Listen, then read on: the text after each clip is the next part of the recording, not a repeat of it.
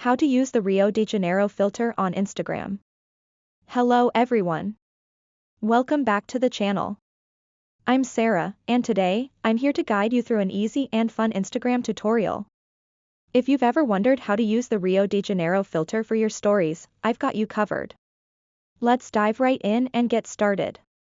First, open up your Instagram app on your device. Make sure you're logged into your account. If you're all set, let's move to the next step. After logging in, tap the plus symbol icon at the top of your screen, or simply swipe to the right to access the story camera.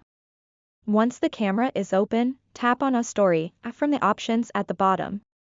Take a blank picture by tapping the capture button, or use an existing photo. Now, swipe to the left on your screen to browse through the filters. Keep swiping until you find the Rio de Janeiro filter. Once you see it, tap on the filter to apply it to your story. After applying the filter, tap your story to share it with your followers. And that's it. You've successfully used the Rio de Janeiro filter on Instagram. Thank you so much for watching this tutorial. If you found it helpful, don't forget to like, subscribe, and hit the bell icon for more exciting updates. Got any questions or suggestions?